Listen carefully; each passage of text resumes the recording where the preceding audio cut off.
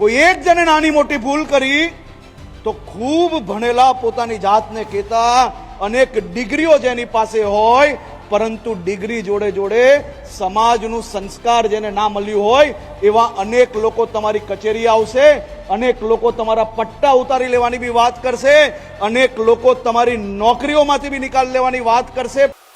શિવગઢ police સ્ટેશનમાં કોંગ્રેસના ધારાસભ્ય જિગ્નેશ મેવાણી અને પોલીસ વચ્ચે થયેલા તણાવ બાદ નાયબ મુખ્યમંત્રી હર્ષ સંઘવીએ નામ લીધા વગર જ જિગ્નેશ મેવાણીને આડે હાથ લીધા હતા.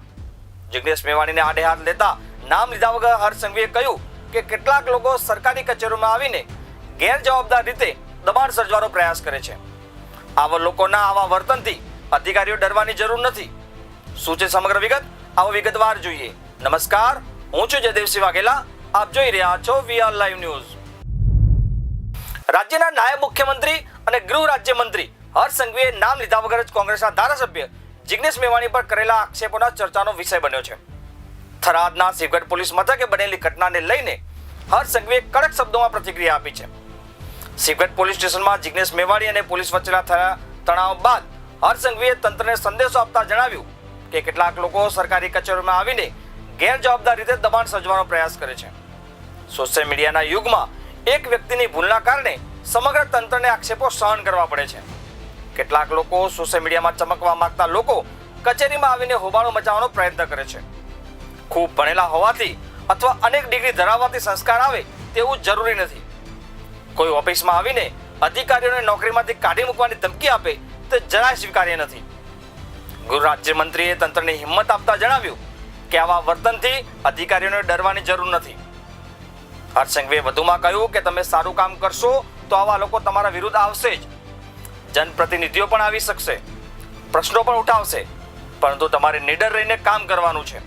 કોઈ વ્યક્તિ આવીને પટ્ટા ઉતારી લેવાની વાત કરે અથવા ભય બતાવવાનો પ્રયત્ન કરે તો તે ચલાવી લેવામાં નહીં આવે. શું કહ્યું હર્ષ સંઘવીએ? આવો સાંભળીએ. અને જ્યારે તમે સરકારી નોકરીમાં જોડાયા છો તો એક વસ્તુની તૈયારી આજથી જ કરી લેજો, અને એ છે કે તમારા નાના નાના કામોની અંદર તમારા હજારો સાથીઓની વચ્ચે કોઈ એક સાથી જો નાની મોટી ભૂલ કરશે ને તો સોશિયલ મીડિયાના જમાનામાં ચમકવા વાળા લોકો સરકારી કચેરીમાં આવીને એવી હલ્લા ગુલ્લા કરશે. અને તમારા માતા પિતાને બી કહેજો કે સોશિયલ મીડિયામાં સરકારી કચેરીઓ માટે, સરકારી કર્મચારીઓ માટે કોઈ એક જણ ભૂલ કરે તો લાખો લોકોને બદનામ કરવા વાળા લોકો તમારી કચેરી તક બી આવશે. એની બી તૈયારી આજથી જ રાખજો. કોઈ એક જણે નાની મોટી ભૂલ કરી તો ખૂબ ભણેલા પોતાની જાતને કહેતા અનેક ડિગ્રીઓ જેની પાસે હોય પરંતુ ડિગ્રી જોડે જોડે સમાજનું સંસ્કાર જેને ના મળ્યું હોય એવા અનેક લોકો તમારી કચેરી આવશે, અનેક લોકો તમારા પટ્ટા ઉતારી લેવાની બી વાત કરશે, અનેક લોકો તમારી નોકરીઓમાંથી બી નિકાલ લેવાની વાત કરશે. પરંતુ ગાંધીજીએ જે કહેલું ને યાદ રાખજો, આપણી યથાશક્તિ આપણે મહેનત ચાલુ રાખવાની છે. તમે સારું કામ કરશો એટલે આ પ્રકારના લોકો તમારી સામે આવશે, પણ એ તૈયારી જોડે આજથી આપણે કામે લાગવાનું છે. અને એ જે સામને આવેલા લોકો છે તેમાં જનપ્રતિનિધિઓ બી ક્યાંક ક્યાંક આવી શકે છે, તેમનાથી બી ચિંતા કરવાની આપણે જરૂર નથી.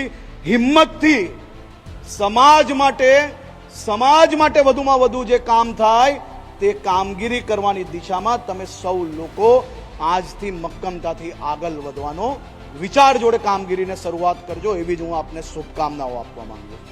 આપ આ વિષય પર શું વિચારો છો? અમને નીચે કોમેન્ટ બોક્સમાં જરૂરથી જણાવજો. ત્યાં સુધી મને આપશો રજા. નમસ્કાર.